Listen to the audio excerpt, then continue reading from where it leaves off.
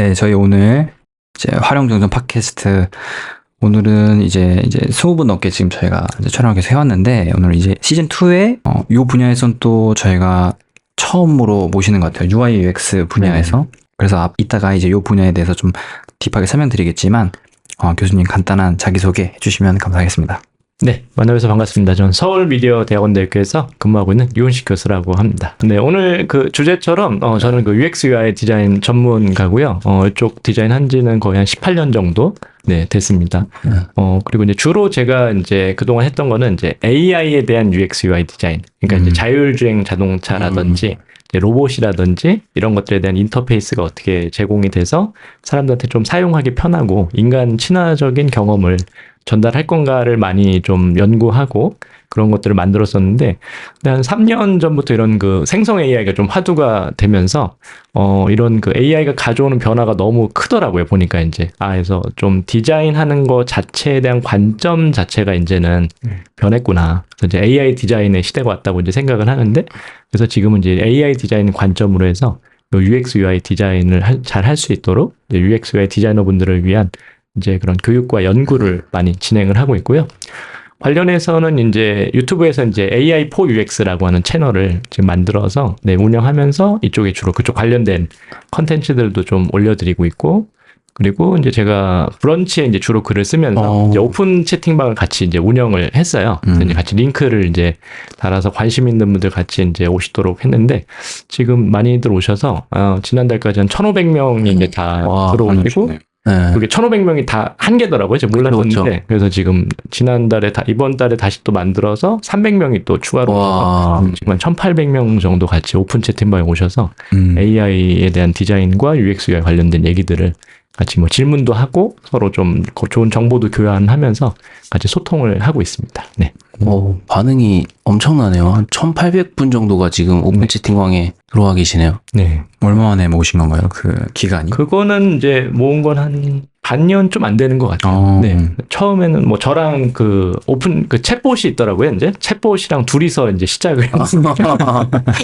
한두 분씩 이제 들어오시다가 아무래도 AI에 대한 관심들이 많으신데 디자인 쪽 관련된 정보들이 좀 많이 없었어요. 그래서 이제 디자인 관련된 블로그들을 제가 좀 글을 많이 쓰고 또 특별히 좀 UX UI 쪽을 AI로 어떻게 할지에 대한 글이랑 이제 영상들을 좀 자주 올리니까 그런 것들에 대해서 같이 이제 공감하시는 분들이 또 많이 관심 가지시고 오신 것 같고요. 또 이제 디자인 다양한 분야들 중에서 유난히 또 이 UX UI 디자인 하시는 분들은 기술과 트렌드에 이제 관심이 많으셔서 또 많이들 이렇게 오신 것 같습니다. 그 교수님 그 채널명도 좀 알려주시면은 저희 그 시청자분들이 구독하실 수 있도록 제가 링크도 걸어놓도록 하겠습니다. 채널명이 AI for UX입니다. 그러니까 숫자 4. 네네네네. AI 숫자 4하고 UX 해서 이제 UX를 위한 AI 뭐 이런 뜻으로 이제 채널명을 만들었습니다. 네, 감사합니다.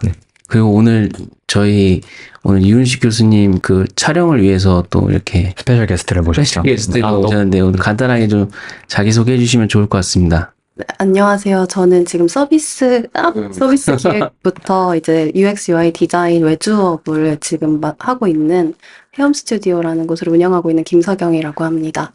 저도 이제 교수님 오픈 채팅방에서 지금 많이 보고 있고 예전에 몇 가지 여쭤봤는데 교수님께서 답변해 주신 적도 있고 이래가지고 잘 보고 있습니다. 네, 감사합니다. 오늘도 초청하는데 많이 도움을 주셨다고. 적극적으로 교수님 꼭 모셨으면 좋겠다고 해가지고 그럼 한번 모셔서 한번 진행을 한번 해봐라 제가 요청을 드렸습니다. 너무 그래도 UX UI 관련해서 컨텐츠를 좀 꾸준히 올려주고 계셔서 저도 그렇지만 또 많은 사람들이 좀 이 흐름에 좀 참고하기 너무 굉장히 유용한 컨텐츠들을 많이 올려주셔서 감사하고요. 제가 그럼 첫 번째로 좀 질문을 좀 드려보도록 하겠습니다. AI 등장 이후에 그 AI를 활용한 디자인은 기존 디자인들을 학습한 거다 보니까 앞으로 좀 창의적인 어떤 디자인이 나오기 어렵다라고 하는 이런 새로운 UX나 UI가 나오기 어렵다고 이제 사람들이 생각들을 많이 하고 있는데요. 좀 이에 대해서 좀 교수님 견해는 어떤지 좀 궁금합니다. 저는 이제 기본적으로는 조금 뭐 창의성이랑 AI랑 이렇게 지금 봤을 때 오히려 우리가 조금 더 새로운 경험들을 만들어내는데 도움을 줄 거라고 생각을 하거든요. 왜냐면은 실제 지금 이 UX UI를 도와준 AI들 중에 예를 들면 갈릴레오 AI라고 있습니다. 얘는 이제 챗GPT처럼 이제 텍스트로 어떤 UI를 그려달라고 하면은 이제 그걸 그려주고 다시 이제 언어로 이제 요청을 하면은 이제 변경을 해줘요. 근데 기존에 이제 미드전이나 이런 데서 생성을 하면은 사실은 UI에 대한 기본적인 가이드라인은 지키지 못하고 그냥 스타일만 생성을 해주니까 활용 가치가 좀 떨어졌었는데 이런 갈릴레오 AI들은 이제 UI 가이드라인을 굉장히 학습을 많이 시켰더라고요. 그래서 결과물에 대한 퀄리티가 괜찮은데 근데 괜찮다라고 하는 수준은 그냥 안정적인 디자인을 해줘요. 그러니까 깔끔하고 큰 문제 없는 정도의 수준까지 가기 때문에 이거가 이제 사실 이걸로는 창의적인 디자인으로 갈 수가 없죠. 근데 제가 볼 때는 이런 언어 모델들이나 이렇게 쉽게 디자인할 수 있는 도구들이 어느 정도 기준선까지 갈 수 있는 디자인을 이제 도와주기 때문에 디자이너들이 사실은 더 많은 시간과 여유를 가지고 이제 접근을 할 수가 있거든요. 그리고 빠르게 프로타이핑을 진행해 볼 수 있기 때문에 저는 오히려 디자이너들이 더 창의적으로 이제 새로운 시도를 할 수 있는 그런 발판과 기회와 여건과 자원들이 많이 생겼다라고 생각을 하기 때문에 디자이너 자신만 그 목표의식이 되게 중요하거든요. 디자인 만들 땐 내가 어느 수준의 디자인 하겠다라는 목표의식이 중요해서 그런 목표의식만 본인이 이번에 한번 기존에 없던 UI 내가 만들겠다라고 하면은 일정 부분 AI 쓰지만 어차피 또 인간이 해야 되는 영역이 있기 때문에 그런 부분에 있어서 오히려 더 창의성을 발휘하고 네, 새로운 어떤 영역으로 갈 수 있는 기회를 우리한테 많이 줄 수 있을 거라고 이제 긍정적으로 생각을 하고 있습니다. 네. 감사합니다. 갈릴레오에 대해서 좀 간단하게만 좀 설명해 주시면 좀 좋을 것 같거든요. 네. 네. 이 갈릴레오 AI는 그러니까 사실 그동안 이제 작년까지는 저희가 대부분의 생성 AI들이 이제 텍스트랑 이미지가 굉장히 작년에는 화두가 됐던 시기였고 올해는 영상이 좀 화두인데 그 사실 어떤 특정 분야에 특화된 생성 AI들은 이제 막 스타트업들이 막 쏟아내고 있는 그런 상황이잖아요. 근데 여기서도 2023년 작년에 이제 창업된 스타트업에서 만든 이 소프트웨어고 근데 여기는 그 챗GPT 모델을 가지고 왔어요. 그거랑 언어 모델이랑 UI 디자인의 UI 가이드라인들을 두 가지를 같이 학습을 시켜서 본인들이 서비스하도록 만들었다고 이제 그 만드신 창업자분들의 그런 글을 보니까 써 있더라고요, 이제. 그래서 이제 대화형으로 이제 인터페이스를 설계하게 돼 있어서 잘 아시는 것처럼 이제 영화 허랑 거의 유사합니다. 그냥 이제 인터페이스를 내가 이번에 무슨 어떤 의류 판매하는 웹사이트를 만들어야 된다고 얘기를 해서 무슨 메뉴의 페이지가 필요하다고 하면은 그 메뉴들을 다 디자인을 쫙 해주고요. 한번 디자인이 된 걸 보면서 어느 부분을 부분적으로 수정해 달라고 하든지 아니면 전체 톤을 어떻게 바꿔달라고 하든지 이런 모든 거를 다 이렇게 언어로 요청을 하면은 언어에 맞춰서 UI 스타일을 쭉 바꿔서 계속 디자인을 해주는 방식이죠. 그러니까 이제 디자인에 대한 개념이 바뀌었다고 이제 볼 수가 있는데 AI 시대의 지금 디자인은 거의 이제 코딩이랑 같은 맥락에서 이제 자연어로 하는 디자인 됐거든요. 그래서 사실 되게 충격적인 것 같아요. 디자이너들한테는. 어쩌면 개발자분들도 그럴 수 있긴 한데, 왜냐면 이제 디자인 하시는 분들은 원래 언어에 좀 약해요. 그러니까 왜냐면 대부분 시각적인 사고를 많이 하거든요. 왜냐면 책 읽기보다는 그림 보는 걸 좋아하고 글을 쓰는 것보다는 당연히 그림 그리는 걸 좋아해서 이제 시각적으로 선택한 분들이 많은데 갑자기 시대가 이제는 우리가 디자인을 하는데 나는 어떤 컨셉의 디자인이 필요하고 색상은 뭘로 해주고 여기서 뭐 투명도는 어떻게 해주고 그리고 뭐 곡면은 어떻게 깎아주고 이런 것들을 다 언어로 사실은 설명을 해주면은 디자인하는 관점으로 이제 사용할 수 있는 게 갈릴레오 AI에서 이게 아직 수준이 엄청나게 높다라는 뭐 의미는 아니고 근데 지금 나와 있는 UI 도구들 중에서 언어로 디자인하는 거에 있어서는 제일 잘해주는데 이 개념이 제가 볼 때는 앞으로 이제 UI 디자인하는 거에 있어서도 기존과 다르게 우리가 이제 언어로 디자인하는 관점으로 많이 바뀐 그런 거에서 굉장히 의미가 있는 도구다라고 생각을 해요.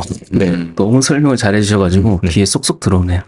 저도 이제 갈릴레오 디자인을 결제를 해서 한 3개월 정도 사용을 했었는데 이게 막상 사용을 해보면 모바일은 화면이 작아가지고 어느 정도 이제 요구사항을 잘 반영을 해주는데 이제 웹으로 가면은 넣어야 되는 이제 요소들이 많아지다 보니까 얘가 소화를 좀 잘 못하는 것 같더라고요.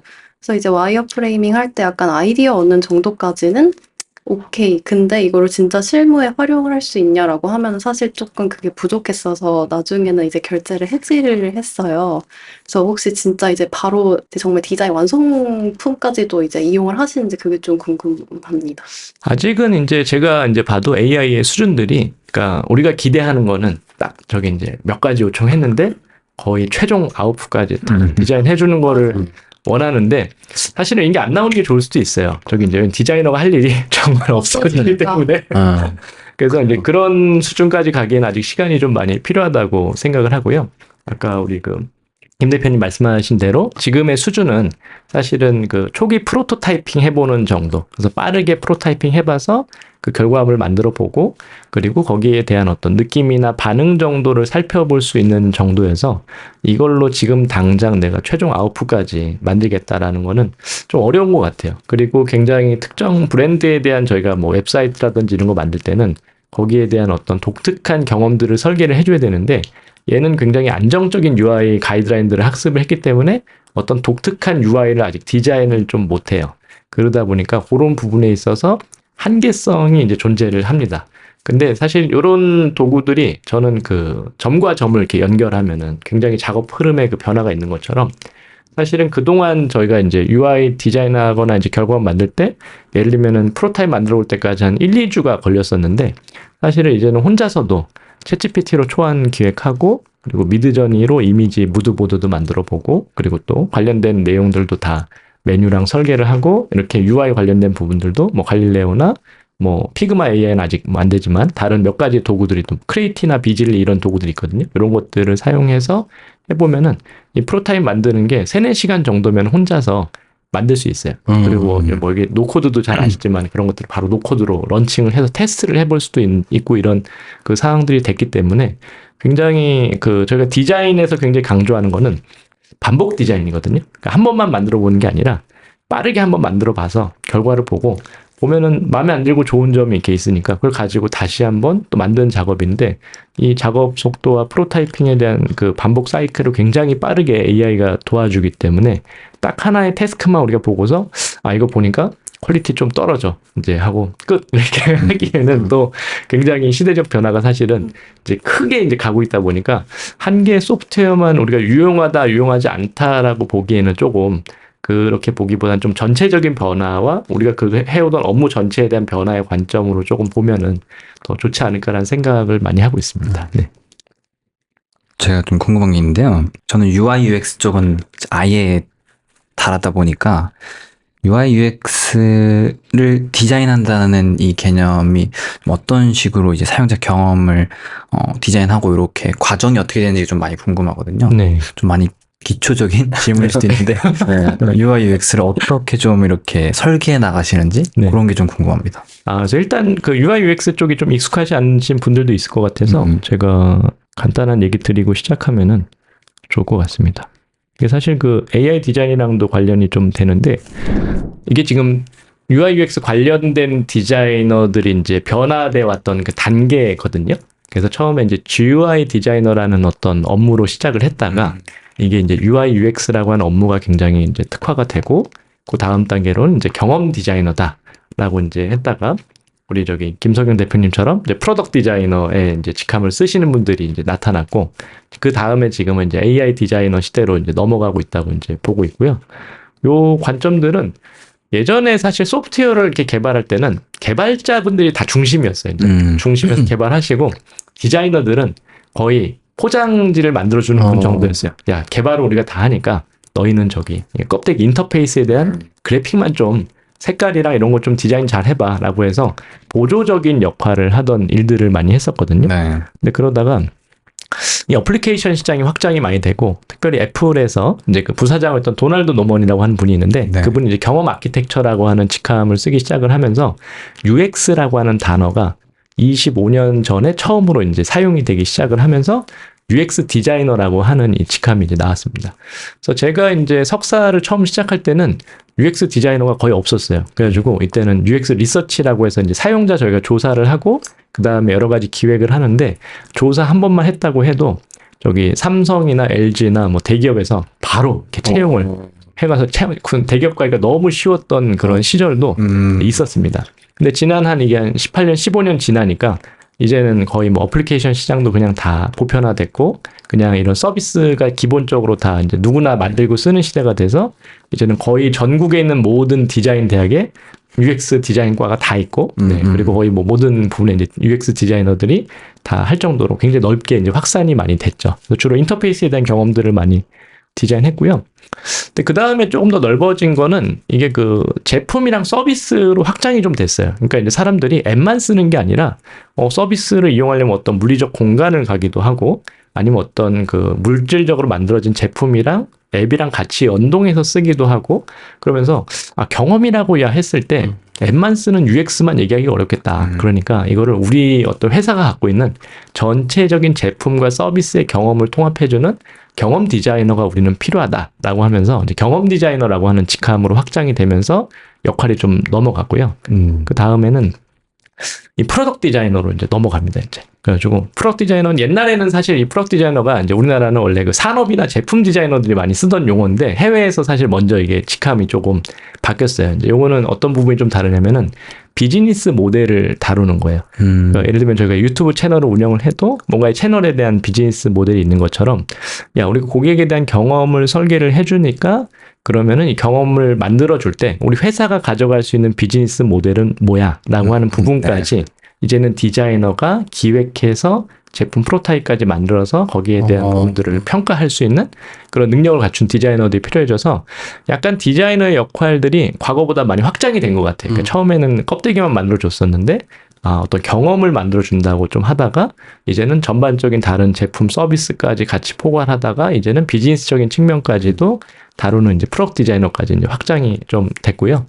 하고 이제 그런 것들이 지금 이제 이런 그 AI 디자이너 단계로 이제 넘어가고 있습니다. 네. 그래서 이제 기존에는 우리가 디자인할 때 사람이 다 그러니까 아까 우리 임 대표님이 저기 그 UX 디자인 어떻게 하는지 궁금하다 하셨는데 그 대표적인 사례가 아이데오의 그 이제 카트 개선 사례가 있어요. 그래서 예전에 굉장히 유명했던 사례인데 카트를 이제 개선할 때 실제 사용자들을 이제 찾아가는 거죠. 카트를 어떻게 쓰고 있는지를 영상을 다 찍고 관찰을 하고 인터뷰를 해서 카트 사용했을 때 있었던 뭐 좋은 점들, 불편한 점들 이런 것들을 다 리서치를 하고 그런 것들을 대부분 이제 다학제적인 전문가들이 많이 모여요. 그러니까 디자이너도 오고 그 인간공학이나 아니면은 뭐 문화인류학자 이런 분들이 같이 모여가지고 상의를 합니다. 어떻게 우리가 이걸 개선할까? 아이디어를 내서 프로타입들을 쭉 만들어 보고 그걸 평가해 봐서 거기에 대해서 새로운 카트를 이제 제시를 한 거죠.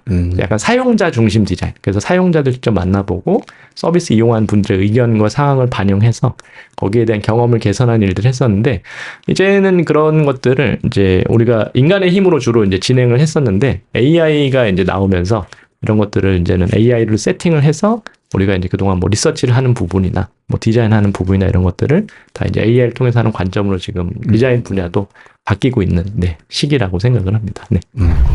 너무 자세히 설명해 주셔가지고 저도 몰랐던 개념들을 좀 배우게 됐던 시간이었는데 제가 너무 딱딱하게 얘기한 건 아니죠? 너무 좋아요. 근데 이렇게 말씀을 주시는 걸 이제 얘기를 들어보면은 어떻게 보면 기획에서 디자인 그리고 어떻게 보면 개발까지도 그 역할이 되게 점점 모호해지는 것 같거든요.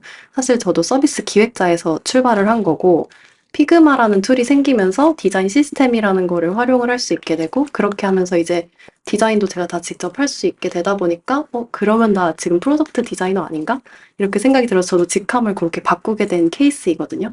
근데 요즘에는 이제 노코드 툴 이용해가지고 퍼블리시도 가능하고 간단한 개발도 다 가능하다 보니까 그러면은 나는 지금 뭐지? 이렇게 생각이 드는 경우들이 있거든요. 아마 저처럼 좀 내 지금 역할은 어디까지가 내 역할 범위로서 이걸 한정을 해야 되는지 생각하시는 분들이 많을 것 같은데 이제 교수님께서 생각하실 때 앞으로 디자이너 분들의 이제 역할이 어디까지 확장이 되고 또 그걸 어떻게 이제 이야기를 할 수 있을지 말씀 주시면 좋을 것 같습니다. 네, 그래서 이 이슈는 사실은 거의 모든 분들이 동일하게 고민되는 이슈인 것 같아요. 왜냐하면 이제 반대로 개발자 분들도 왜냐면은 이제 디자인을 할 수 있게 됐잖아요. 그러니까 디자인을 자연어로 할 수 있게 되니까 디자이너 없이도 내가 개발해가지고 웹을 런칭할 수가 있네라고 하는 상황이고 디자이너 분들도 노코드 툴을 이용해가지고 자기가 이제 디자인해서 이제 런칭해서 실제 운영까지 할 수 있는 지금 상황으로 왔다 보니까 사실 이 경계가 이제 아주 장기적으로 이제 보면은 AI 성능이 정말 좋아지는 지금보다도 훨씬 좋아진 시대로 뭐 3년, 5년, 10년 정도 생각을 하면은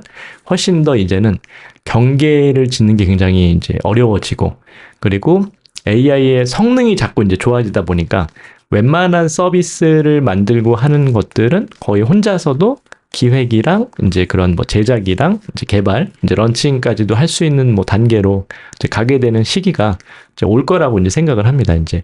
근데 사실 저희가 어떤 전문성이라고 하는 게 생각보다 그렇게 또 쉽지 않은 부분이 있더라고요, 이제. 왜냐면은 저 같은 경우는 사용자 경험에 대해서 이제 그 리서치를 하고 이제 기획을 하다 보니까 이런 것들을 개발자분들이 사실은 이 개념도 다 이해를 하기가 어렵고 그리고 뭔가 차별화된 UX 전략을 세운다든지 이런 것들은 어려워요. 그러니까 이 분야에 대해서 이제 전문성을 가진 분들은 역시 사용자 경험에 대한 부분들을 전문적으로 접근할 수밖에 없고 이제 개발을 하시는 분들은 어쨌든 이게 100% 다 자동으로 개발이 안 되기 때문에 또 개발 쪽에 특화를 맞춰서 하시게 될 수밖에 없는 것 같아요.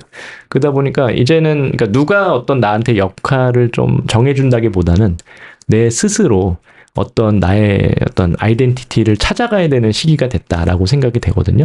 그러니까 나는 아예 그냥 제너럴리스트로 기획도 하고 이제 UX도 하고 이제 이런 프로타이핑이랑 이제 어떤 그 출시까지 하는 해서 웬만큼 가벼운 서비스를 많이 이제 쉽게 만드는 사람으로 갈 수도 있고 아니면 여전히 내가 진짜로 그래픽만 집중해서 하는 디자이너가 될 수도 있고 그렇기 때문에 이제는 이런 부분들을 사실은 꼭 누가 이렇게 어떤 뭐 시대는 열려 있으니까 그런 환경은 주어졌는데 좀 자유도가 있을 때 내가 어떤 선택을 하냐가 되게 중요해지는 것 같아요, 이제.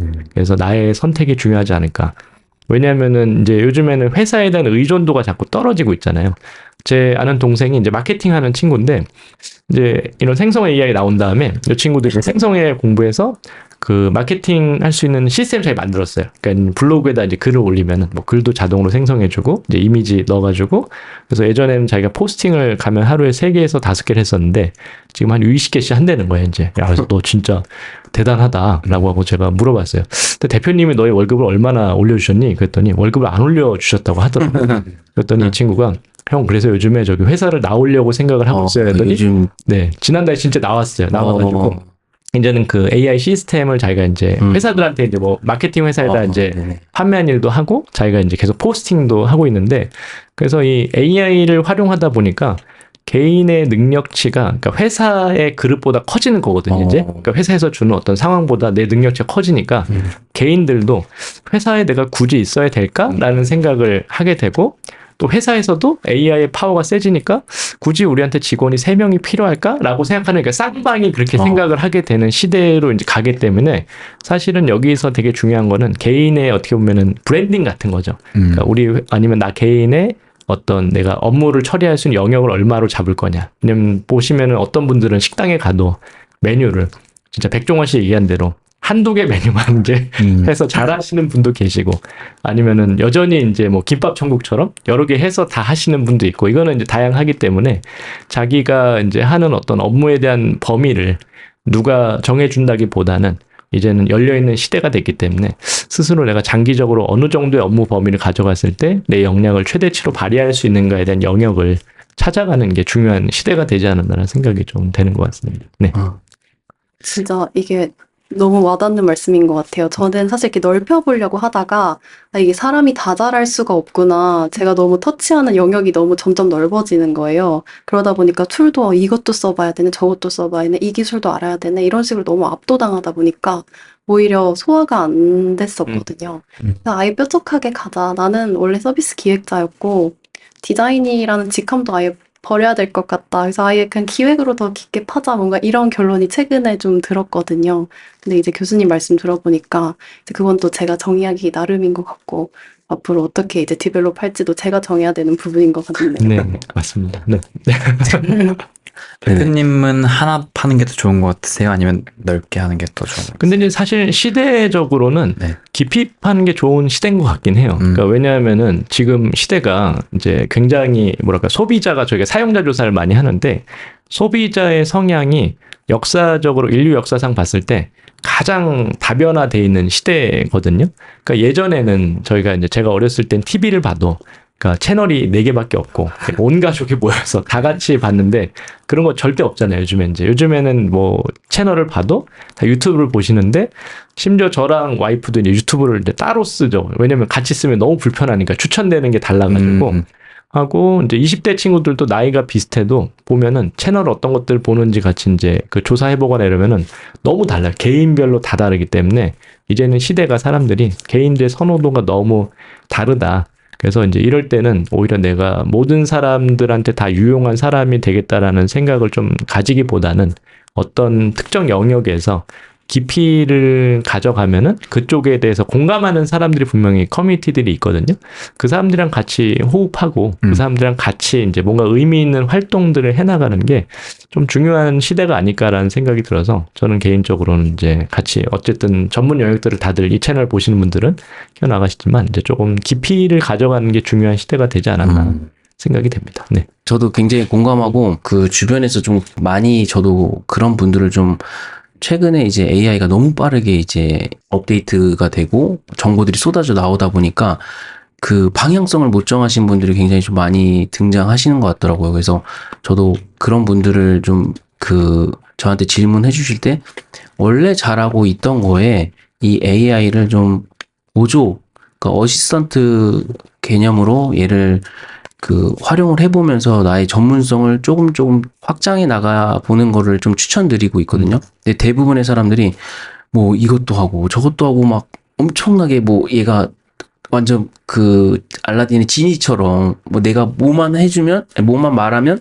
다 이루어질 것처럼 이렇게 막 그 정보들이 쏟아져 나오다 보니까 이제 거기서 이제 정신을 못 차리고 오히려 막 여기저기 막 이제 그 돌아다니다 보니까 결국엔 얘 생각했던 것보다 좀 별로야. 약간 이런 의견들이 좀 많이들 계신 것 같더라고요. 근데 저도 거기서 되게 홍수에서 헤어나오지 못할 뻔했는데 이제 내가 정말 필요로 하고 얘를 좀 더 딥하게 연구해야 되는 분야가 어디 쪽인지를 딱 정한 다음에 그거를 좀 딥하게 좀 파기 시작하다 보니까 좀 명확한 방향성이 좀 생기고 얘를 저는 그 유튜브 콘텐츠나 이런 데서 소개하는 정보 외에 정말 매뉴얼을 처음부터 끝까지 다 한번 다 눌러보면서 그 써보기도 하고 그 뭐 디스코드나 해외 그 툴들은 디스코드 기반으로 어떤 정보 디스코드나 레딧의 어떤 정보들이 굉장히 많이 올라오기 때문에 그런데 사용자들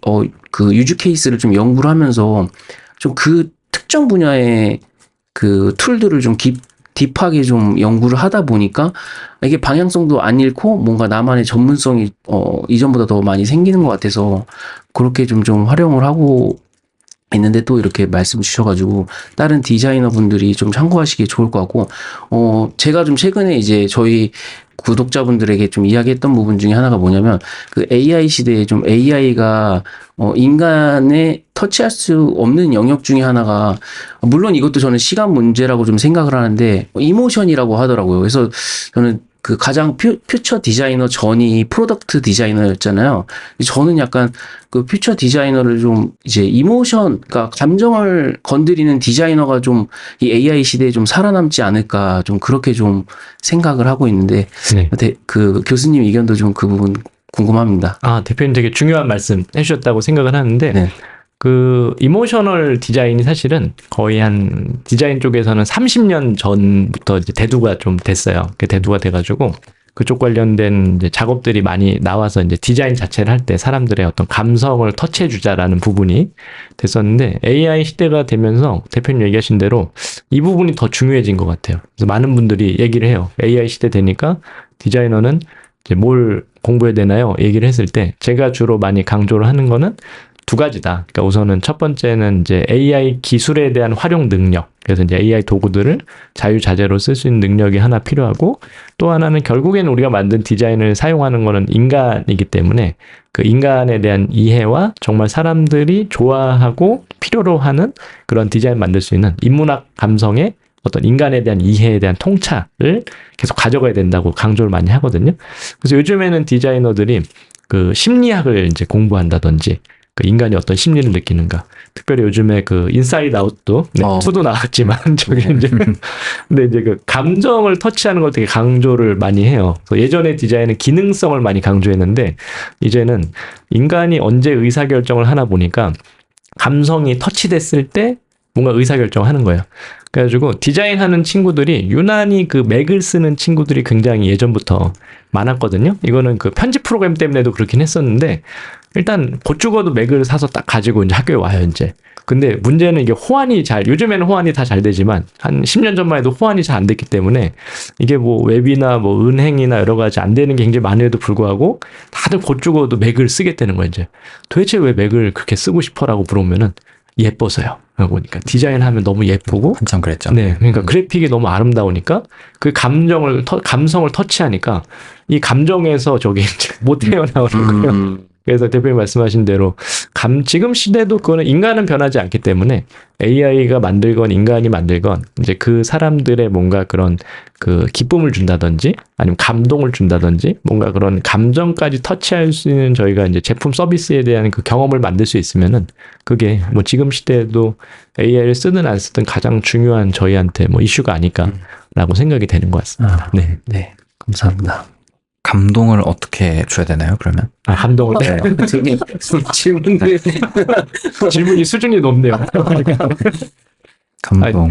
제가 그 스타벅스 되게 좋아하는데요. 네. 그 스타벅스 갔다가 되게 원래 제가 커피를 잘 안 마셨어요. 근데 제 와이프랑 이제 결혼하고서 와이프가 이제 스타벅스에 같이 몇 번 갔다가 어떤 일이 있었냐면은 와이프가 스타벅스에서 그 커피를 딱 테이크아웃을 딱 했는데 놓친 거예요. 놓쳐가지고 딱 떨어뜨렸어요. 땅바닥에 떨어뜨렸는데 제가 이제 그래 안 되겠다. 근데 예전에 제가 다른 그 A 커피숍 갔다가 거기도 이제 프랜차이즈인데 네. 갔더니 커피를 쏟았더니 직원이 되게 화를 막 내더라고요. 화를 네, 그리고 제가 이제 옆에서 이제 걸레랑 가져다가 막 닦고 그랬거든요. 근데 그 스타벅스에서 그때 커피를 딱 쏟아가지고 이거 또 내가 같이 닦아야겠다 생각을 해서 어떻게 할지 고민하고 있었는데 갑자기 직원이 달려오더니 고객님 잠깐 이제 물러서 계세요. 그거를 다 닦으면서 근데 잠깐 기다리시라는 거죠. 왜 기다려 했더니 자기네가 지금 쏟았던 커피를 다시 만들어 줄 테니까 그 기다려라 라고 하더라고요. 그래서 나중에 제가 스타벅스에 대한 브랜딩 책을 읽어보니까 가이드라인에 있대요. 그게. 매뉴얼에. 매뉴얼에 고객이 커피를 쏟으면은 꼭 무료로 커피를 제공해서 보내라.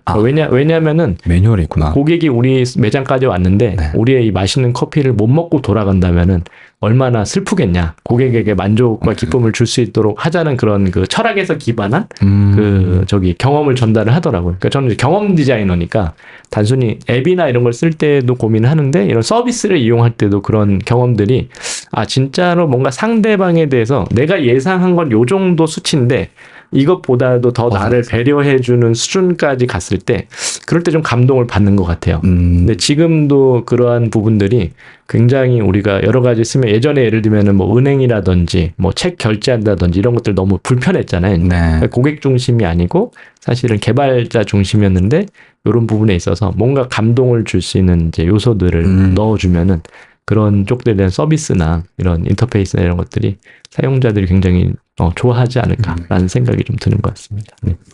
요즘에 UX 파일럿이나 아니면 피그마에도 이제 몇 개 플러그인들이 생겨가지고 제가 이제 만든 화면을 걔한테 이제 나 평가해줘 이렇게 요청을 하면은 뭐 패딩 값이 뭐가 잘못됐고 뭐가 뭐 잘못됐고 이렇게 평가를 막 해주더라고요.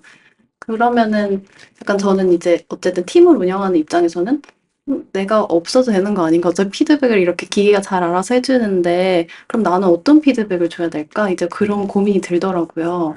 그래서 이제 이렇게 모든 거를 AI가 다 평가까지도 해줄 수 있는 시대에 사람만이 줄 수 있는 피드백은 어떤 게 있을까? 이런 고민을 좀 하게 됐어요. 그래서 교수님은 어떻게 생각하시는지 궁금합니다. 저도 사실 이제 비슷한 고민들을 쭉 하고 있고요. 일단은 그 UX 파일럿에 이제 그 출시가 된 지 얼마 안 됐으니까 저도 이제 써보면서 제가 만든 웹 서비스에 대한 이미지나 이런 것들을 업로드 하니까 이런 것들을 이제 평가를 해줘서 거기에 대한 이제 어떤 수정사항이라든지 이런 의견들을 쭉 정리해서 주게 됐고 그리고 이제 챗GPT나 이런 것들도 이제 이미지 파일을 업로드할 수 있는 기능들이 포함이 되면서 저도 이미지 파일 처음에 업로드를 할 수 있길래 갑자기 궁금했어요. 얘가 나한테 의견을 줄 수가 있나? 해가지고 비전 프로 그때 처음 나왔을 때 이미지를 딱 이렇게 업로드를 해가지고 너 이 VR 기계에 대해서 어떻게 생각해? 라고 했더니 갑자기 이거는 저기 굉장히 미래지향적인 세련된 디자인의 그 헤드 마운트 디스플레이입니다 라고 하면서 설명을 쭉 하더라고요, 보니까.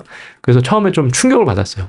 드디어 이제는 AI가 그 어떤 디자인 결과물에 대해서 이제 뭔가 의견을 주고 이제 평가를 할 수 있는 그런 시대가 됐구나라고 하면서 굉장히 좀 충격적이었고, 근데 이제 지금은 굉장히 편리한 것 같아요. 그러니까 지금 정도 수준은, 왜냐면 그냥 되게 제네럴한 수준의 그 의견만 주거든요.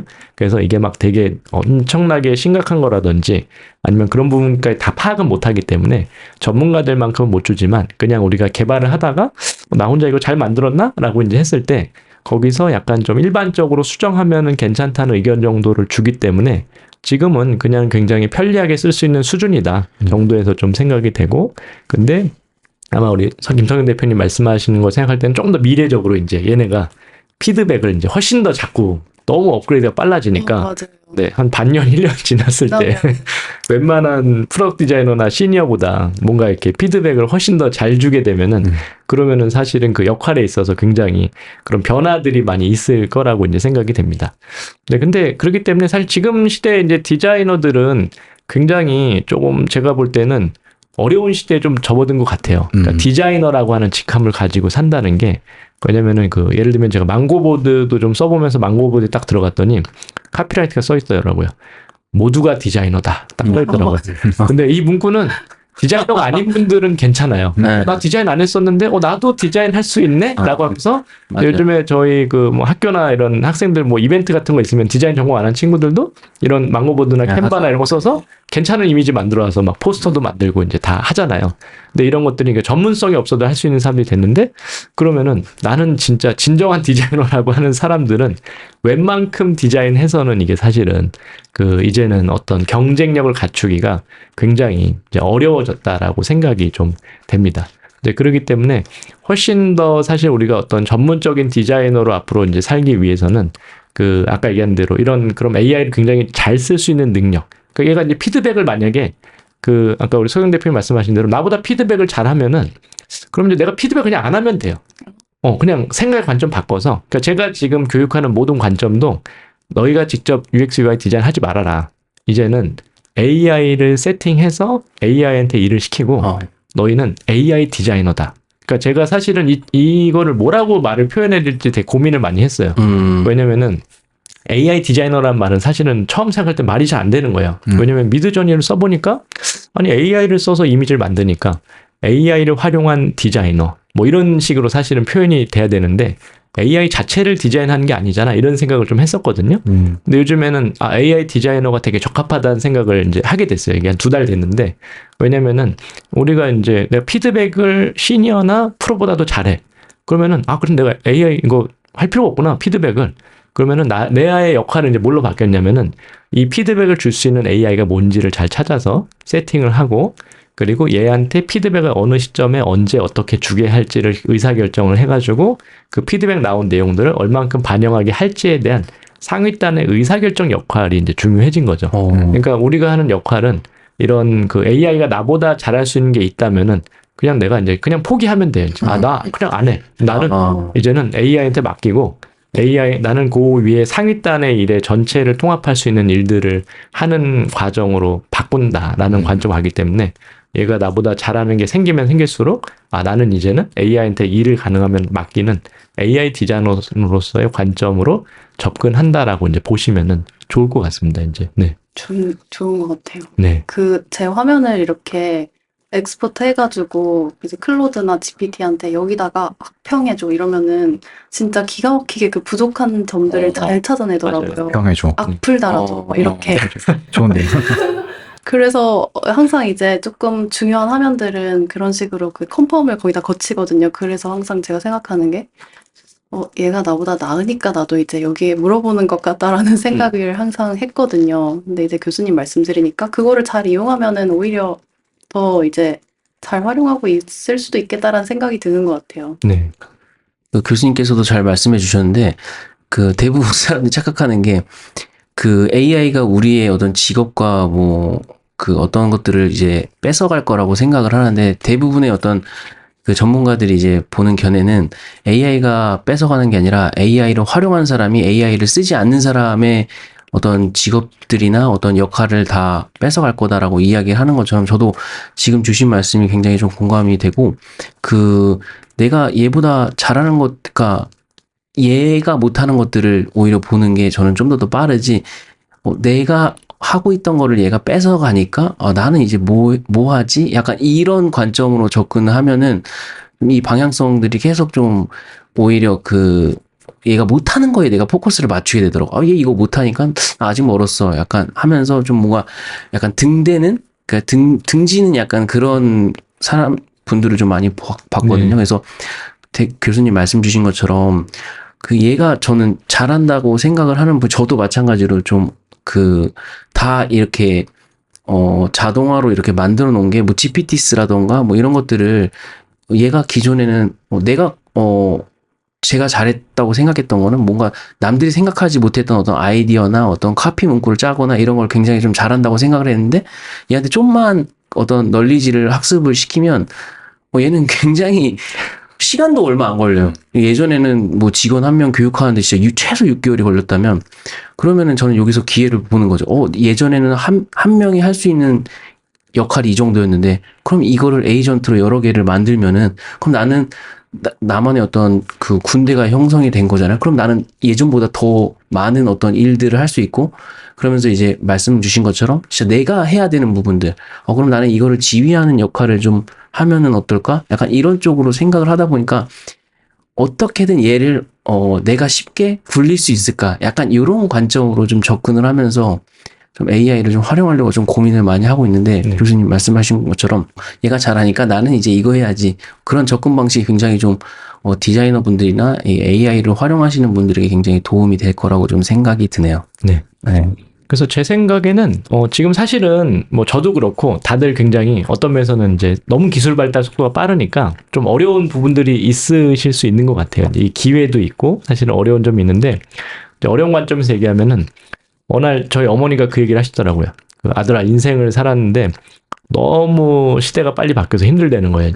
왜 그러시냐고 물어보니까 저희 어머니가 태어났을 때는 이제 농경 사회에 태어나셨어요. 이제 근데 이제 조금 한 10대 후반 되면서 서울에 올라오셔서 이제 공장에서 일을 좀 하셨는데 이제 이 산업화된 이제 시대로 이제 접어들어서 공업사회, 산업화 시대로 넘어갔다가 아들들을 키우는데 갑자기 IT 기술이 나오면서 아들들한테 컴퓨터를 사주세요. 그래서 그냥 컴퓨터를 막 사줘서 저랑 형이랑 맨날 게임하고 이제 그렇게 하다가 나중에는 또 이제 이런 인터넷 시대로 이제 넘어오고 인터넷에서 또 다시 스마트폰 시대로 갔다가 이제는 또 AI 시대로까지 막 넘어오니까 이제는 정말 너무 이게 싫다라고 이제 근데 사람이 이제 그 사용자 조사를 계속 하다 보니까 재밌었던 게 사람이 32살까지만 듣던 음악을 평생 듣는데 보통 일반적으로. 그러니까 왜냐면은 자기가 10대 때랑 20대 때 느꼈던 감성이 사실은 평생 가고 예를 들면 지금 뭐 제가 이제 뭐 40대가 돼서 새로운 곡을 듣지만 기본적인 향수는 예전에 뭐 서태지나 뭐 이런 분들에 대한 감수성을 가지고 살거든요. 그러니까 이제 나이를 먹을수록 사실 새로운 기술을 뭔가 배우고 습득하고 적응하는 능력이 떨어지는 게 인간의 기본적인 어떤 생리이기 때문에 좀 어려움이 있다고 생각이 되고요. 저는 오히려 요즘에 그 젊은 친구들한테 기회가 되게 많은 시대라고 생각을 많이 해요. 그러니까 사실은 이제 젊은 친구들 취업이 어렵고 이제 이런 부분들이 있지만 오히려 20대나 30대에 계신 분들이 굉장히 이런 AI에 대해서 굉장히 개방적으로 쓰시는 분들도 많고 이런 것들을 적극적으로 수용하면은 사실은 이전에 없었던 많은 기회들을 얻을 수 있다고 생각이 되고 이 기회는 항상 저는 그 변동성에서 온다고 생각을 하거든요. 만약에 이제 이 디자인 산업이 원래대로 이렇게 쭉 정체돼 있으면은 기존에 막 40년, 50년 전에 하셨던 분들이 계속 하시기 때문에 우리가 뭐 젊은 사람들이 기회를 얻을 수 있는 경우가 별로 없는데 지금 같은 경우는 뭐 10대 친구들이나 20대 친구들도 자기가 뭔가 AI로 새로운 디자인을 시도만 해봐도 그걸 블로그에만 올려놔도 사람들이 굉장히 관심을 가질 수 있는 시대가 돼서 오히려 저는 뭐 이 팟캐스트를 들으시는 분들이 뭐 나이가 좀 젊으시든 나이가 있으시든 어쨌든 지금은 새로운 시도를 하는 사람들이 기회를 많이 가질 수 있는 좋은 시대다라고 생각이 됩니다. 네. 너무 말씀 감사합니다. 좀 이어서 저희가 좀 이제 좀 약간 좀 무거운 주제로 좀 AI 시대의 그 UX UI 디자이너의 좀 윤리와 책임이라는 주제로 좀 몇 가지 좀 질문을 드려보려고 하는데요. 최근에 이제 피그마 업데이트 이후에 UX UI 쪽에서도 굉장히 많은 변화가 생기면서 예전에는 좀 아직은 멀었다고 생각을 했던 생각들이 완전히 좀 무너진 좀 사건이었던 것 같아요. 근데 이게 등장하고 나서 이제 베타 테스트 과정에서 이제 최근 논란이 됐던 건 이제 어떤 그 피그마의 그 디자인 학습된 데이터 중에 이제 애플의 어떤 디자인을 좀 학습한 것 같다라는 부분 때문에 지금 잠깐 이 기능이 좀 중단이 됐는데요. 이런 그 AI 디자인 도구 개발에 향후 이런 논란이 되고 있는 부분들, 어떤 다른 회사의 어떤 디자인을 학습하고 이런 부분들에 대해서 좀 앞으로 어떤 영향이 계속 일어날지 좀 그 부분에 대해서 교수님 생각을 좀 듣고 싶습니다. 네, 사실 일단 저는 개인들은 특별한 이슈가 없는 것 같아요. 그러니까 이 부분에 대해서 우선은 왜냐면은 지금 대부분의 이제 규모가 큰 빅테크 기업들이 이제 어떤 이미지 모델을 만들거나 하면서 이 윤리적인 부분들 우선 회사들은 윤리적인 문제가 많은 것 같아요. 네, 왜냐면 이제 미드저니도 기본적으로 해외에 있는 작가분들에 대한 이미지를 무단으로 다 학습을 시켰기 때문에 저희가 그 작가분들에 대한 이름만 사실은 프롬프트로 넣어도 그 작가분들에 대한 그림과 스타일들을 다 볼 수 있고 유명 사진 작가분들의 사진도 다 학습해서 어떤 그 사진 작가랑 비슷한 내용의 프롬프트를 넣으면 유사하게 생성이 돼서 지금 해외에서는 그 유명 작가분들이 계속 미드저니나 이런 스테빌리티 AI 이런 쪽에다가 컴플레인을 하면서 소송을 지금 계속 걸고 있거든요. 근데 이제 정부의 기조는 조금 빅테크들을 살려주고 싶은 것 같아요.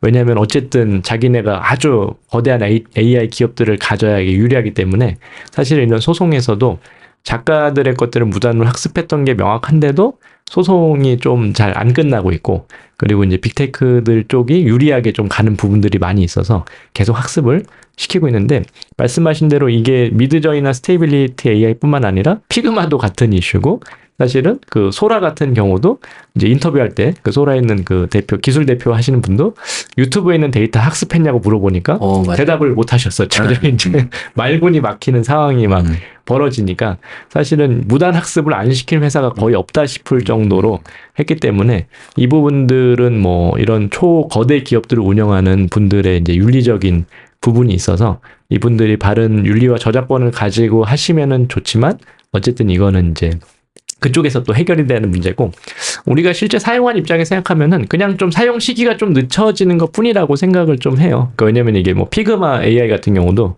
이런 이슈들 좀 정리가 되면은 어차피 다시 재학습을 시켜가지고 나오게 될 거고 또 사실 이 GUI 같은 경우는 인터페이스에 대한 이 저작권을 주장하기가 좀 사실은 좀 애매한 데가 있어요. 그러니까 뭐냐면은 이제 이 디자인이라고 하는 게 거의 지금은 GUI 스타일이 플랫 디자인 스타일로 지금 오고 있고 이게 iOS 7으로 이제 업데이트 되면서 애플에 있던 조너선 아이브라는 분이 이제 이 디자인을 이제 가져가면서 이 스타일이 거의 지금 아주 십몇 년 됐지만 아직도 가고 있거든요. 앞으로도 한동안 대세가 될 텐데 근데 요 스타일이 사실은 꼭 어떻게 그렸으니까 이 스타일은 내 거야라고 주장하기가 좀 어색해요. 이게 무슨 만화 캐릭터라든지 사진 작가라든지 이러면은 이게 되게 이미지 저작권이 명확한데 GUI는 그런 부분들이 조금 낮습니다. 이제 그렇기 때문에 아마 피그마 문제도 조만간 좀 해결이 돼서 개인들이 사용하게 되는 시기가 좀 오긴 할 텐데 아마 조금 이제 그런 것들은 고민이 될 것 같아요. 대부분 지금 이제 이 UX, UI 자동화된 도구들에 이제 실리고 있는 것들은 바로 카피할 수 있는 도구들이 좀 실리고 있어요. 이제 그러니까 뭐냐면은 웹에 대한 이미지만 갖다가 캡처해가지고 갖다가 넣으면은 바로 이제 사용할 수 있게 이게 이제 전환을 해줘서 거기서 내가 몇 가지만 바꾸면은 이 디자인 바꿔서 사용할 수가 있거든요. 막 프레이머 같은. 네. 네네, 맞습니다. 네, 그래서 그런 기능들이 자꾸 이제 활성화가 되다 보니까 이게 약간 이제 이게 어느 정도 수준까지를 이제 어떤 저작권의 이제 기준으로 보고 이제 가져갈지에 대한 부분들이 이 UI, UX 영역들은 사실은 많지가 않기 때문에 그러한 부분에 대해서 그런 것들을 어떤 관점으로 좀 바라보고 해석할 건가에 대한 부분은 좀 있는데 사실 그동안 웹 디자인이나 이런 것들에서 이 어떤 저작권 같은 것들을 주장했던 경우들이 좀 많지가 않고 예전 같은 경우도 대표적인 어떤 저작권을 등록했던 게 특허로 이제 예전에 아이폰 보시면은 왼쪽에서 오른쪽 슬라이드 하는 이제 이 기능이 있었잖아요. 네네. 이거를 이제 애플에서 이제 이제 특허를 다 등록을 했었어요. 근데 유럽 특정 국가에서는 나중에 이 특허를 취소를 해요. 이제 등록을 처음 해줬다가. 왜냐면은 이거는 너무 단순한 어떤 사용 조작 방법이기 때문에 특정 회사가 이걸 특허를 주장하면은 다른 회사들이 어떤 인터페이스 개발하는데 너무 이제 어려움이 있다라고 해서 나중에는 그거를 이제 저작권을 이제 없애주거든요. 그래서 좀 이런 UI UX 쪽들은 저작권하고 약간의 그 이제 저작권이나 아니면 특허 이런 쪽들이랑 약간은 갭이 좀 있는 부분이 있다 보니까 그래도 이런 도덕 윤리 이슈들이 비교적 좀 다른 디자인 분야보다는 좀 적은 편입니다. 네. 근데 아까 그 네. 이제 저희가 이미지를 넣어주고 이제 요거랑 비슷하게 만들어줘 이런 식으로 이제 디자인 툴들이 많이 해준다고 말씀 주셨고 이제 그게 문제가 될 수 있다고 말씀을 주신 걸로 이해를 했는데 어떻게 보면은 기존에 이제 디자이너 분들도 레퍼런스 옆에 붙여두고 그냥 만드는 경우도 좀 많다고 생각하거든요. 그래서 어떻게 보면은 그냥 사람이 하던 방식을 기계한테 그냥 대입해서 하는 거인 것 같아서 어차피 사람들도 다 이렇게 했는데 이게 문제가 되는 건가? 저는 사실 그렇게 생각이 들더라고요. 네네. 이게 문제가 되는 게 저는 좀 사실 신기했어요. 이 특허가 있는 것도 아니고 그냥 그 애플에서 주장하는 그 날씨 앱 똑같이 베꼈다라고 하는 게 날씨 앱들이 다 웬만하면 그렇게 생겼는데 이게 주장할 수 있는 건가? 뭔가 저는 그렇게 생각했었거든요. 네. 그래서 신기했어요. 근데 저도 이제 그 부분에 동의를 하고요. 그래서 아까 저도 이제 UX UI 쪽이 이런 저작권이나 이런 부분에서 사실은 주장하기가 되게 어렵다. 왜냐면은 다 비슷해요. 디자인이 사실은 스타일이 큰 차이가 없기 때문에 이걸 나만의 거라고 디자인하기도 그렇고 또 안정적으로 이런 UI 레이아웃이나 이런 것들 구성하다 보면은 일반적으로 나오게 되는 패턴들이 있다 보니까 뭐 레이아웃이든 뭐든 여러 개에 대해서 뭔가 어떤 내가 이게 독점이다라고 주장할 수 있는 것들은 좀 많이 없는 부분들이 있습니다. 그래서 이제 그런 부분들에 대해서 사실 비교적 그래도 다른 분야보다는 조금 좀 덜하다. 네, 이런 그 윤리나 이런 이슈들에 있어서. 네. 그래서 앞으로 큰 UX UI 쪽에서는 그쪽으로는 큰 문제가 그렇게 많지는 않을 거라고 저도 생각을 합니다. 네. 그러면 조금 더 활용적인 측면에서 최근에 좀 인상 깊었던 AI 툴들이나 뭐 갈릴레오 말고도 그리고 또 GPT나 클로드 뭐 이런 것 중에서 어떤 식으로 좀 활용하시는지 또 그런 것도 궁금합니다. 그래서 그 사실 제가 지지난주 한 2주 전에 새로 알게 된 서비스가 있는데 네. 원더링이라고 하는 AI 서비스가 있습니다. 네. 이거는 뭐냐면 인터뷰를 대신 해주는 AI예요. 근데 이제 그 대부분 UX 이런 디자이너들이나 기획자들은 인터뷰를 많이 하거든요. 그러니까 정성 조사를 보통 많이 해. 그러니까 누굴 만나서 예를 들면은 이런 마이크를 쓰는데 지금 마이크 쓰는 게 어떠냐, 마이크 쓰는 뭐 장점이 뭐냐, 단점이 뭐냐, 바라는 게 뭐냐 이런 것들을 이제 그 질문을 보통 하게 되는데 인터뷰는 보통 사람이 직접 이렇게 했었거든요. 근데 이 원더링이라고 하는 서비스는 뭐냐면은 AI가 인터뷰를 대신 해줘요. 근데 이게 예전에는 인터뷰를 만약에 이제 설문조사 하듯이 물어보면은 그냥 되게 딱딱했거든요. 글자 써 있고 그냥 뭐 객관식에다 적던지 내가 주관식으로 답변하든지 이랬는데 얘는 상대방의 답변에 따라서 상호작용으로 반응을 하면서 추가적인 질문을 생성을 해서 그 굉장히 사용자 갖고 있는 생각을 딥하게 파낼 수가 있어요. 그래서 그 정도를 질문을 세팅하면서 조절해 줄 수가 있어요. 단답형으로만 물어볼 건지 아니면은 2단계 정도 심층적으로 물어봐서 이 사람이 내가 목표로 하는 거에 대한 답을 할 때까지 계속 물어볼 건지 최대 4단계까지 물어보게 세팅할 수 있더라고요.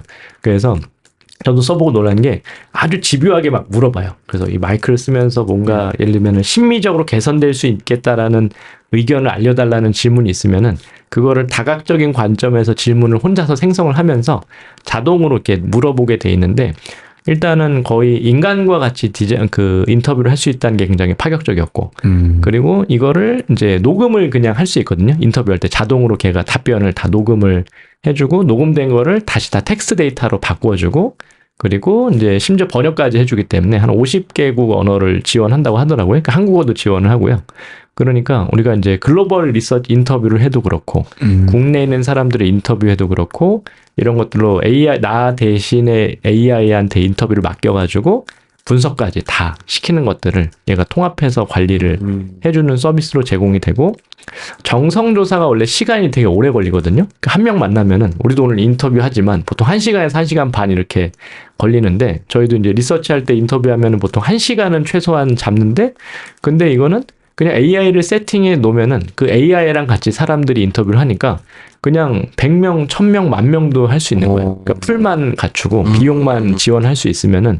그래서 정성조사라고 하는 건 보통 저희가 UX 리서치 하면은, 야, 이번에 몇 명 할까요? 그러면은 한 그룹당 뭐 한 그래도 7, 8명 해서 뭐 세 그룹 하면은 많으면 20명 하면은 그럼 거의 UX 디자이너는 이제 죽는 거예요. 거의 뭐 한 달 내내 그것만 이제 해야 되는데, 구해야 되고 연락하고 만나고 시간 잡고 이런 게 있었는데, 지금은 링크만 딱 세팅해가지고 내가 원하는 풀 쪽에만 그 링크만 다 배포할 수 있으면은 그 사람이 알아서 인터뷰 자기가 시간 내가지고 참여하기 때문에 정성 조사와 분석을 나 대신에 AI한테 세팅해서 맡겼더니 이제는 과거에 내가 5명, 10명 할 수 있었는데 더 짧은 시간에 100명, 1000명, 10,000명도 할 수 있는 이런 그 UX 리서치 도구로 쓸 수 있구나. 근데 이게 이제 거의 자료가 별로 없더라고요. 그러니까 웹에도 별로 없고 유튜브에도 자료가 별로 없어서 제가 이제 자료를 좀 정리를 하고 있는데, 굉장히 제가 봤을 때는 뭐 UX 파일럿이나 몇 가지 뭐 피그마 AI나 이제 좋은 도구들도 계속 나오고 있지만, 제가 최근에 봤던 거에서는 UX 관련해서는 인터뷰를 이렇게 AI가 대신 해준다라고 하니까 제가 지금 이제 생각하는 AI 디자이너의 이 철학과 관점이랑 완전히 아주 딱 맞는다라고 생각이 돼서 많은 분들이 유용하게 쓰실 수 있지 않을까 생각이 됐습니다. 네. 저도 좀 듣다 보니까 오히려 진짜 디자이너가 디자인에 더 집중할 수 있는 어떤 활용 방법인 것 같아요. 왜냐면 대부분 제가 이제 AI 스타트업들을 이제 많이 접하면서 대부분 그분들이 이제 사용자 설문조사하는데 너무 많은 시간을 할애하다 보니까 오히려 제품 개발하는 시간에 많이 뺏기는 걸 좀 보면서, 그분들 시간당 객단가가 있잖아요. 근데 그런 걸로 봤을 때 지금 말씀하신 그런 원더링이라는 툴을 사용하면 그런 부분을 현격히 줄이고 오히려 내가 더 집중할 수 있는데 집중해서 시간적이나 어떤 비용적인 측면에서 굉장히 좀 많이 효율을 볼 수 있을 거다라고 좀 생각을 하면서, 아까 전에 그 프로덕트 디자이너 입장에서도 만약에 어떤 것들을 이제 그 완성을 해서 거기에 대해서 또 그런 피드백을 받아야 될 거 아니에요. 그럴 때 약간 이런 그 서비스를 활용을 해가지고, 만약에 그게 기업 모수가 좀 그 대상자가 적으면은 그냥 이렇게 그냥 가볍게 이제 이야기해도 되지만, 그 회사의 규모가 커지면 커질수록 그 사람들이 피드백을 다 받기는 좀 어렵다 보니까 약간 이런 툴들을 좀 활용해서 빠르게 그 우리가 만든 어떤 디자인에 대해서 평가를 받고 개선 사항들을 디벨롭해 나가는데 굉장히 좀 활용할 수 있는 방법들이 있을 거다라는 생각이 드네요. 네, 맞습니다. 너무 감사합니다. 네, 그래서 저는 뭐 리서치 하시는 분들은 꼭 한 번씩 써보시면 좋겠다는 생각을 했고요. 앞으로 원더링보다 이렇게 좋은 서비스가 나올 수도 있겠지만, 기본적으로 그 오늘 얘기하는 주제처럼 AI한테 내가 하던 역할을 이제 맡기고 나는 이제 AI를 잘 컨트롤하고 세팅하고 데이터 값을 관리하는 형태의 역할로 디자이너가 이제 또 리서치를 수행할 수 있기 때문에 굉장히 저는 뭐 이 시대에 딱 아주 좋은 툴이다라고 생각합니다. 네. 굉장히 좋네요. 정성조사를 이렇게 확 숫자를 늘릴 수 있다는 게. 그런 툴들은 어떤 루트에서 이렇게 좀 찾아보게 되시나요? 되게 이런 건 또 처음 봐가지고요. 그래서 그 많은 분들이 저한테 이제 그 질문, 제가 이제 그 오픈 채팅방에다 이제 정보 공유를 많이 하거든요. 네네. 들어가야겠네요. 네, 그러면은 저기 링크 좀 공유해 항상 주세요. 그 물어보시는 분들이 있어요. 교수님 저기 도대체 어디 정보를 어디 아카이브에서 받는 데가 있냐라고 이제 물어보시는데, 그냥 그런 건 없고요. 사실 이제 구글 검색에서 찾아보고 있습니다.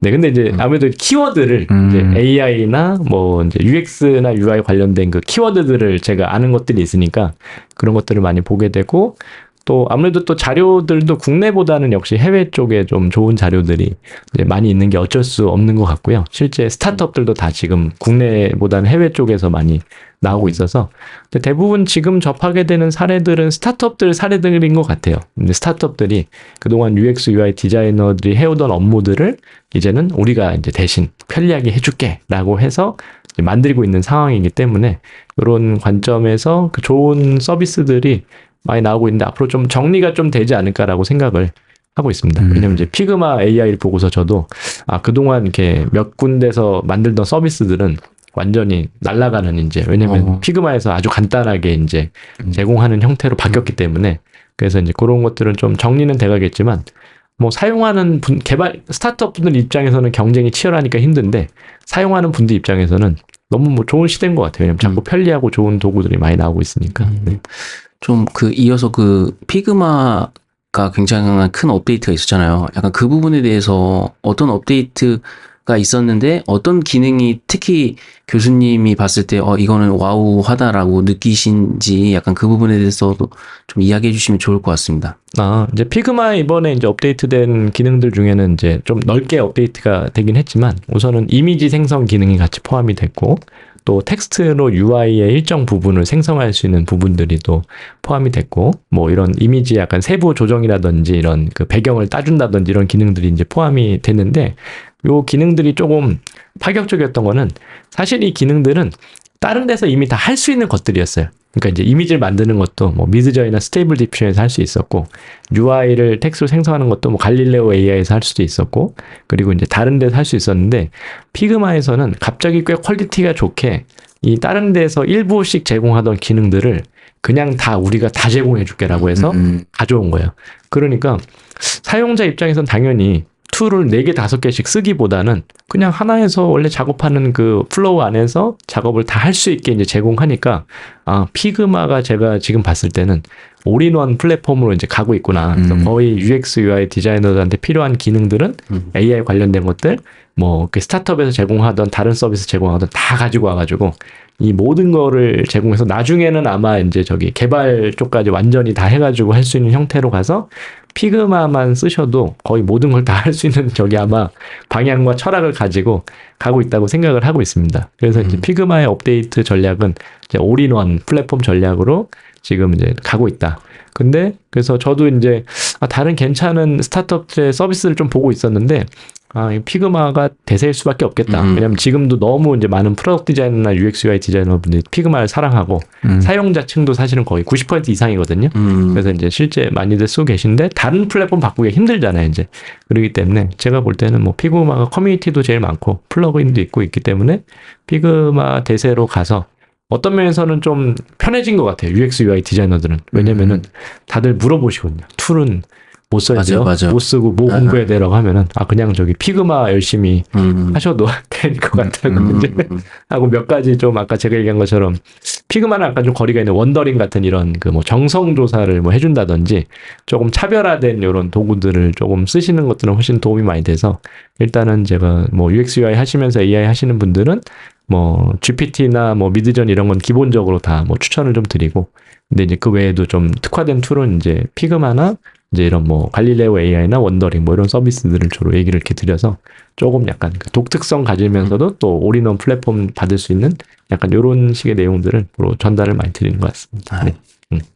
그리고 이제 피그마 업데이트 중에 이번에 프레임, 원래 뭐 플러그인이 있긴 했었는데 프레임명을 이렇게 정해주는 게 있거든요. 이렇게 디자인을 하면은 이제 만들어 놓은 프레임들이 있는데 그거를 원래 일일이 다 좀 이름을 다 지어줬어야 되는데 그거를 얘가 화면을 보고 다 이제 만들어주는데 그게 또 생각보다 또 엄청나게 시간을 많이 줄여주거든요. 그래서 그런 것도 진짜 편했고 아까 말씀 주신 것처럼 사실 피그마 한번 쓰기 시작하면은 문서 작업도 피그마로 하게 돼요. 이게 너무 편하니까 피그마로 문서 작업하게 되고 그리고 이제 PPT도 쓸 일이 없어요. PPT 기능도 이번에 업데이트 돼서 이제 그것도 다 피그마로도 할 수 있고 하다 보니까 진짜 저는 개인적으로 피그마 하나만 딱 정말 잘 해도 너무 많은 걸 할 수 있는 것 같고 점점 여기에 네이티브 기능으로 붙어가지고 너무 좋고 전 피그마랑 클로드 이렇게 2개만 거의 요즘에는 집중적으로 좀 해보고 있는 것 같아요.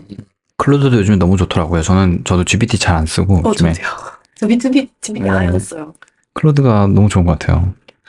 약간 챗GPT는 좀 이제 GPT스로 좀 넘어간 것 같고 약간 툴마다 좀 특징들이 좀 다 있는 것 같아요. 저는 챗GPT, 클로드, 제미나이 이렇게 3가지를 쓰고 있거든요. 또 약간 챗GPT나 클로드가 이제 긴 컨텍스트를 다 소화를 못 하다 보니까 내용이 정리가 잘 안 될 때가 있어서 그럴 때는 제미나이로 활용하고 또 제미나이는 멀티모달 기능이 지금 활용이 가능하다 보니까 뭐 이미지나 아니면 표 같은 것들이 들어가 있는 문서라던가 이런 거를 좀 분석할 때는 제미나이를 활용하고, 클로드는 압도적으로 글은 굉장히 잘 써주는 것 같더라고요. 제가 거의 저희 뭐 유튜브 채널 뭐 게시판 운영할 때라던가 아니면은 상세 페이지 작성할 때 대부분 좀 클로드를 좀 활용하는 편인 것 같고, 챗GPT는 그 GPTs, 나만의 챗봇, 각 역할마다 좀 프로젝트를 주어줘가지고 얘네마다 이제 역할을 알아서 좀 하게끔 하는데 이제 좀 최적화하고 있어서 그 어떤 툴이 압도적으로 좋다라고 하기에는 오히려 근데 이런 경쟁 속에서 소비자들은 굉장히 좀 좋은 것 같더라고요. 그냥 원하는 대로 선택해서 쓰면 되다 보니까 약간 그래서 저희는 좀 행복한 고민이지 않을까 하는데, 또 한편으로는 또 여기서 이제 뭐 이제 국내 기업이 없다라는 게 좀 한편으로 좀 아쉬운 부분인 것 같긴 합니다. 혹시 좀 그 국내 서비스 중에 좀 디자인 쪽으로 좀 사용해 보신 서비스가 좀 있으신가요? 국내 서비스는 이제 없는 것 같아요. 예, 그러니까 왜냐면 이제 지금도 지난주에도 제가 한 기자분이랑 이제 저기 그 인터뷰를 좀 했었는데 그 이제 국내 이미지 생성 AI 서비스들 다 이제 문을 닫고 있다. 그래서 이유가 뭐냐 이제 그런 얘기들을 하시더라고요. 보니까 이제 근데 지금 결국에는 회사들도 일단 네이버 같은 경우도 전략 자체가 우리가 이제 이 전체 글로벌한 어떤 생성 AI 시장에서는 이길 수가 없다. 그냥 그러니까 저기 네이버 쪽도 발표하시는 거 보니까 국내에서 사람들이 한국인들이 국내에서 로컬에서 유용하게 쓸 수 있는 뭔가 서비스 제공하는데 모든 포커스를 다 두고서 생성 AI에 대한 모델과 서비스 경험을 계속 만들어가고 계시니까. 근데 요 이미지라든지 디자인 같은 경우는 사실 뭐 폰트만 바꾸면 되기 때문에 거의 뭐 국내에서 뭔가 특화된 서비스를 만들어서 이렇게 경쟁력을 갖추겠다라고 하는 거는 솔직히 좀 어려운 일인 것 같습니다. 이제 맞아요. 그러다 보니까 그런 쪽에서 그렇게 경쟁력 있게 하시는 분들이 그렇게 많지는 좀 않은 것 같고, 그 얼마 전에 이제 같이 저희 학교에서 세미나 할 때 이제 발표했던 그 분 중에 이제 인테리어 디자인 쪽 하는 그 생성 AI를 이제 그 활용한 스타트업 분이 이제 계셨어요, 이제. 근데 그분은 그 스테일빌리티 AI를 이제 가지고서 이제 인테리어 디자인을 이렇게 넣으면은 거기에 대한 시안들을 자동으로 이렇게 생성할 수 있게 네네. 그 플랜바이 이제라고 해가지고 하는 서비스였는데, 그쪽 회사에서 만든 생성 AI들은 굉장히 좀 의미가 있었어요. 그래서 약간 이렇게 범위를 좁히는 거는 참 좋겠다. 글로벌하게 뭐 다 하지 못해도 인테리어 디자이너들이 뭔가 할 수 있는 이제 어떤 독특한 부분을 좀 도와준다든지, 그 디자이너들이 하는데 그 작업 중간에 한두 단계를 넘어가기 어려운 시점들이 있거든요. 그런 것들을 도와줄 수 있는 그런 AI들을 만드는 스타트업들이 뭐 제가 모르는데 아마 좀 많이 있을 것 같긴 한데, 그런 것들을 만들며 가면은 국내에서도 뭔가 이렇게 좀 계속 경쟁력 있게 할 수 있는 기회들이 많이 있지 않을까 생각이 좀 됩니다. 오늘 너무 말씀 감사드리고요. 저희가 이제 좀 마무리하는 질문을 좀 드리자면, AI 시대에 이제 그 미래 디자이너에게 필요한 역량에 대해서 저희에게 좀 이야기해 주셨는데, 대부분 이런 교육을 어디서 받아야 되는지, 어디서 하고 있는지 좀 잘 모르고 계신 분들이 굉장히 많으셔서, 뭐 패스트 캠퍼스나 뭐 이제 클래스 101 이런 데서 주로 이제 교육을 찾아다니면서 이제 배우시고 계신데, 좀 이런 교육을 좀 제공하는 곳이 또 이게 학교나 또 기관들이 좀 있는지도 좀 궁금하고, 또 교수님도 강의 플랫폼에서 또 교육을 하고 계신 걸로 알고 있는데, 어떤 주제로 좀 강의를 하고 계신지 좀 소개해 주셔도 좀 좋을 것 같습니다. 네. 그래서 요즘에는 일단 교육을 저는 일단 평생 교육 시대로 이렇게 접어들었고, 또 이제 AI 변화가 너무 빠르다 보니까 이 교육은 특정 어디서 꼭 한다기보다는 나한테 필요한 교육을 그냥 잘 찾는 게 중요해진 것 같습니다. 그러니까 예전에는 사실 어떤 그 지식을 전달할 때 그 분야의 그 전문가들이 사실은 이 지식을 이렇게 전달하는 이제 어떤 과정이 있었고, 그러다 보면 뭐 대학을 가든지 대학원을 가든지 뭐 이런 식이었는데, 이 AI에 대한 변화는 병렬이잖아요. 그러니까 저희 갑자기 모든 2, 3년 안에 지금 모든 분야의 변화가 다 일어나고 있으니까 전문가가 없는 거예요, 이제. AI를 활용한 디자이너가 누가 있어라고 했을 때 거의 많이 없는 거죠, 아직도 이제.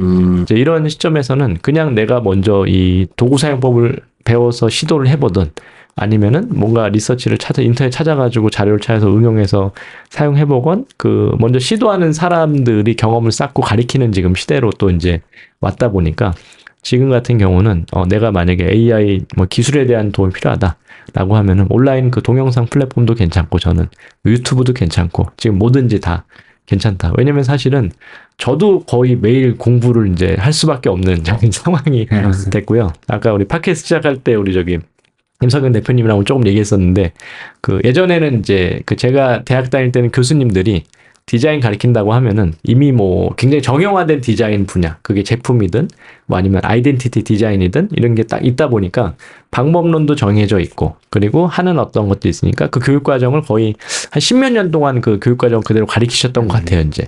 근데 지금은 저희가 학교에 이렇게 있으면서도 교육의 이 기술이 너무 빨리 바뀌니까 교육 과정을 1년마다 이제 거의 업데이트를 안 하면은 학생들이 이미 이거 다 저기 끝났- 시간 지나가고 지금 벌써 기술이 더 좋아져서 이거 말고 좀 다른 방식으로 접근을 해야 되는데 학생들이 별로 반응이 바로 안 좋아요. 그렇기 때문에 이제는 저기 학교에 교수로 있어도 참 힘들다. 왜냐면 저기 매일 공부해서 교육과정 업데이트하고 이번 학기 했지만 다음 학기 때는 또 업데이트해서 이제 가르치고 이제 이런 식으로 지금 접근하고 있어서 저는 뭐 그게 지금 학생이시건 뭐 직장인이건 아니면 뭐 기존에 해오신 전문가시건 그냥 다 같이 지금은 열심히 모든 방법을 다 동원해서 공부하고 그리고 또 자기가 이제 지금은 그래서 이제 공부보다도 중요한 거는 그 실행인 것 같아요. 실행. 이걸 가지고서 내가 뭔가를 하나 만들어 보든가 뭘 하나 팔아 보든가 아니면 뭐 컨텐츠 유튜브에 올려 보든가 해가지고 사람들의 반응을 보고 내 포트폴리오를 갖고 사람들이랑 소통하고 이런 작업을 해나가는 사람들이 전문가가 되는 시대라고 생각이 되고요.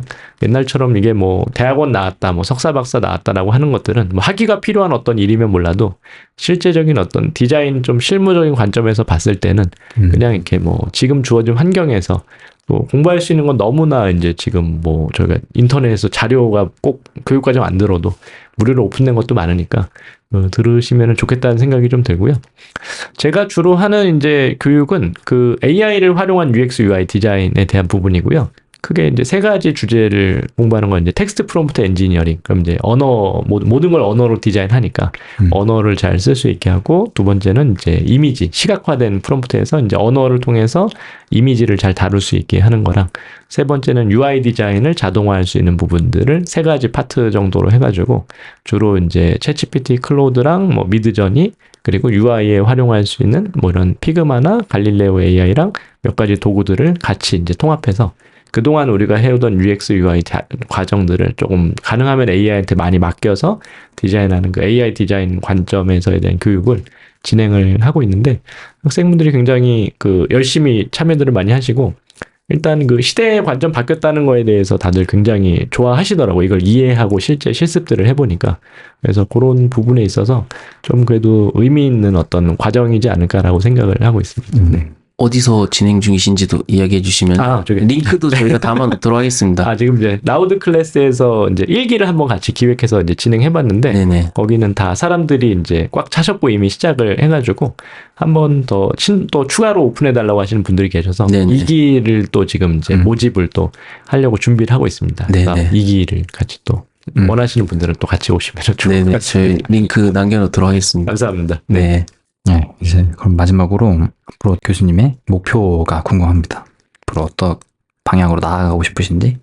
그래서 이제 원래는 이제 이런 조금 넓게 생각을 했었어요. 이제 작년까지만 해도 AI랑 디자인 변화가 좀 크니까 이쪽에서 있어서 좀 여러 가지 활동을 좀 많이 하고 하면 좋겠다고 생각을 했는데, 이제 저도 이제 저 자신을 이렇게 돌아보면서 내가 이렇게 많은 걸 할 수 있는 사람이 아니구나라는 생각을 좀 많이 했고, 요즘에는 이제 그냥 UX UI, 제가 그동안 가장 오래 해왔던 UX UI 디자이너 분들이 이제 AI를 통해서 뭔가 이런 디자인 작업들을 굉장히 조금 더 창의적으로 하고 조금 더 예전보다도 더 좋은 경험을 만들 수 있는데 도움을 주는 교육자로서 사는 게 뭐 저의 역할이라고 좀 저도 이렇게 올해 좀 다시 여러 가지 생각하면서 저 자신의 좀 그런 정체성을 좀 정리를 한 것 같습니다, 이제. 그래서 뭐 목표라고 하면 우선 단기적으로는 그래서 좀 약간 요런 그 시대적인 변화들을 그 UX UI 디자이너 분들한테 좀 잘 알리고, 그리고 그분들이 조금 다들 실무에 바쁘시니까 이거를 막 알아보고 찾아보고 이런 거 하기 좀 어려워하세요. 그래서 그런 것들을 제가 좀 잘 정리해서 쉽게 이해하시고 잘 실무에 가서 활용하실 수 있게 좀 도와드리는 역할이 우선은 단기적으로는 저의 그 역할이라고 생각이 되고요.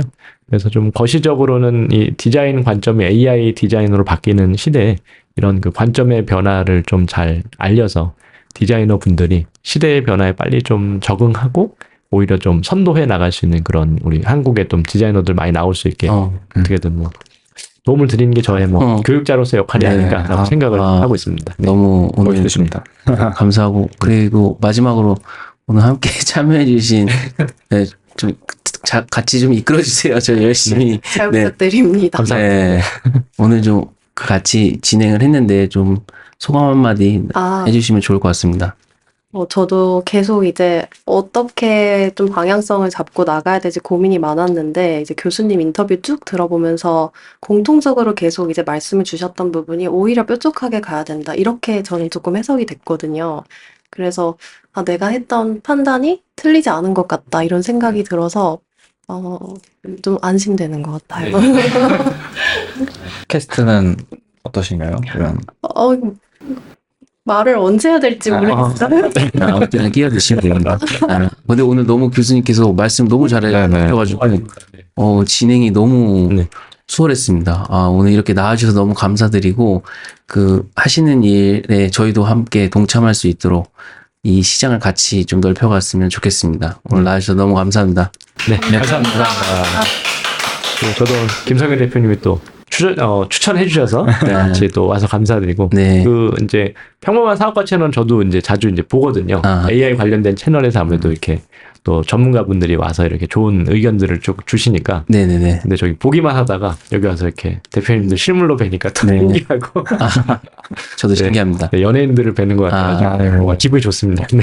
같이 좀 확장해 나가는데 이바지할 수 있도록 열심히 뛰겠습니다. 네. 오늘 나와주셔서 너무 감사합니다. 네, 감사합니다. 수고하셨습니다. 네. 좋습니다.